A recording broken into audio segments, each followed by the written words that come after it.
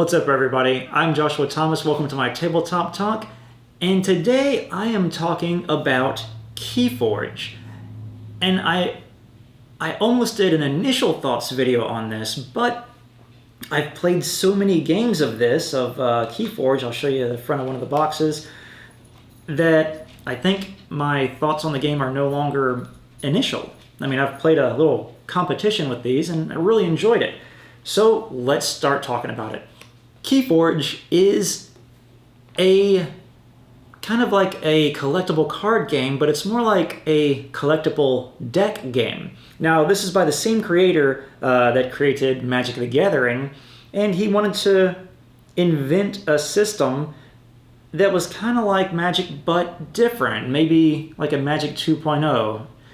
And the reason I say that it's more of a deck collection game is because each deck you can see here has not only a different back to it, and no two decks will ever have the same back, but no two decks will ever have the same combination of cards or the same name.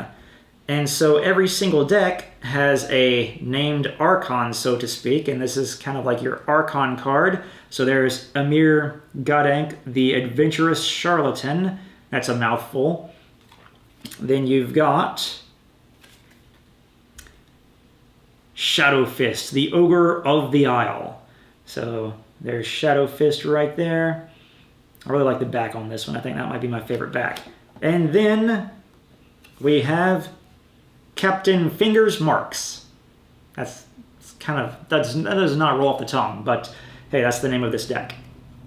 And on the back of each of these Archon cards is the list and a little QR code that you can register it online with, that it tells you every card of all the 36 cards that are going to be in your deck that you can play with.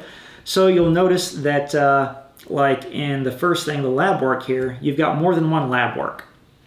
So in this one, you've got 2 lab works.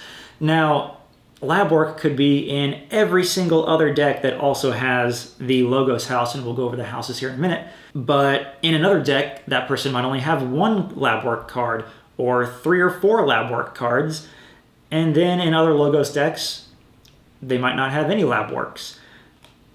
Right now, in the first wave of this game, which is hugely popular, it's flying off the shelf every time stores get it in stock, there are 7 different houses. You've got 3 houses in each deck. So even in these 3 decks that I have, the one house I don't have is the Mars house, which is the Martians. Then I've got the Nature house, Untamed. I've got the Scientists, who are Logos. I've got the Thieves, who are Shadows. And then the other one is Dis, that's like the Demon Realm. I've got Brobnar, the Giants, great at dealing damage. And then I've got one deck that has Sanctum, which are like the Clerics, or the Paladins. So the way that this game is different, once again, this deck can never be mixed or matched with any other decks because of its back. Oh man, it's kind of blown out. It's kind of hard to see. It's glowing. This is the one I used in competition. You can kind of see it. Because I'd had the most practice with it, and I knew that I could do better with it than I could with my Shadow Fist deck. But Captain Fingers is kind of growing on me ever since I tried that one out. This seems to be equal to, maybe even more powerful than my Amir Gadank deck. I really don't like that name either, but whatever.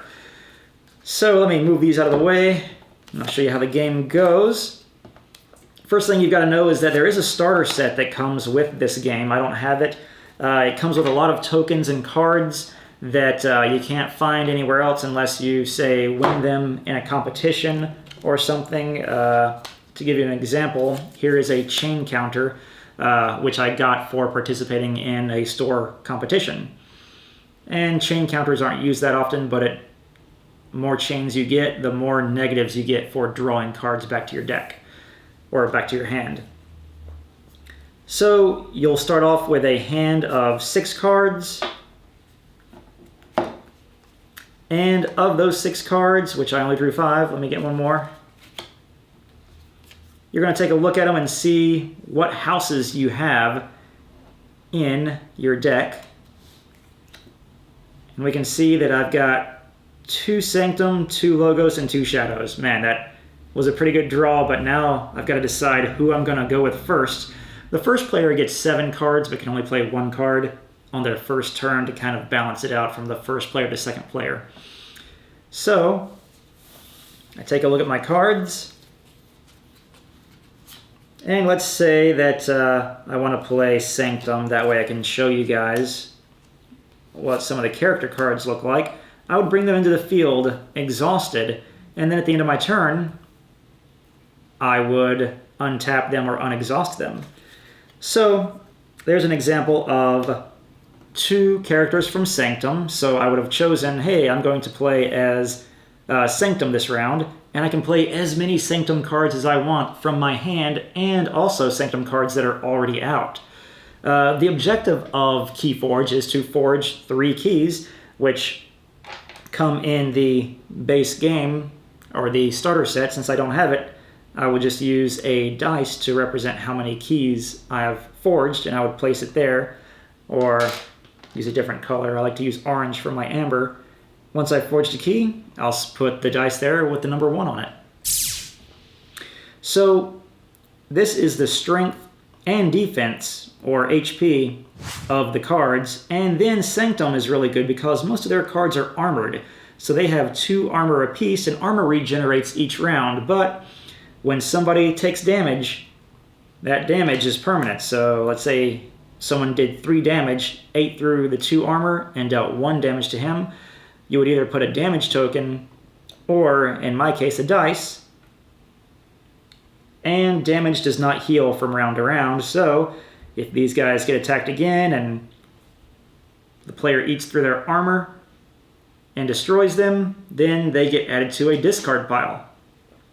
And they also come with different abilities as well. So let's say on another turn, I decide to use Sanctum again because I've got 2 characters out here. I can either fight with them, or I can reap.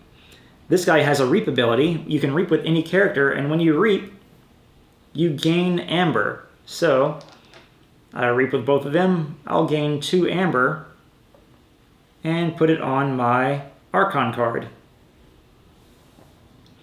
Or, likewise, I can choose to fight with these guys. So let's take a card from another deck. So let's say that I want to fight with these guys, and I'm going to fight against an enemy player who has Quixo the Adventurer. So Quixo has 3, but he also has Skirmish, so if he fights me, he takes no damage. But if he defends, he does take damage. So if these 2 were to fight each other, this 4 would knock out this 3 altogether. So he would lose, but he wouldn't go down without a fight. And he would put 1 damage on this knight right here. There's other cards in there that allow you to use artifacts. Artifacts stay on the board. You also have actions. And then when you see this symbol, that symbol gives you an amber as well. When you have 6 amber, that's what allows you to forge a key. And you forge keys at the beginning of your turn. So this gives the enemy player, such as someone who's using shadows, a chance to steal all but 6 of your opponent's amber, like in Too Much to Protect. So not only do you get an amber for playing it, you get to steal your opponent's amber if they have more than 6, and it's very possible to get way more than 6. So that's an example of Shadow. And then once again, Logos are the scientists. Now, I'll give you an example. The Novu Archaeologist is a cyborg scientist. And here's an artifact. Artifacts are kept in play just like creatures, and they can be used from round to round to do special effects as well. I gain 6 amber, forge a key on my turn, and if I forge 3 keys, I can only forge 1 per turn. But if I can forge 3 keys, then I'll win the game. And if my opponent forges 3, they win. That's it. This game is wildly successful right now. hopefully Fantasy Flight can keep it up and not do what they tend to be good at doing, which is break their own games by adding expansions and constantly new waves of stuff. But I really enjoy this. I think this is a lot of fun. I'm not a Magic the Gathering player. I would play Keyforge. In fact, I've got 3 decks right here. And I think that this is going to be one of the few other collectible games to rise up and last for a long time. Once again, as long as Fantasy Flight doesn't break their own game, this game is going to last just as long as Magic. There's already a market for decks. People are selling decks for $80 depending on what kind of cards are in them. So, if that gives you any clue as to the longevity, the possibility of the longevity of this game, then definitely go check it out. So, that's my tabletop talk about Keyforge. I hope you enjoyed it. Maybe we'll have more on Keyforge later on. So thank you for watching. Be sure and like and subscribe and check out more of our videos. See ya!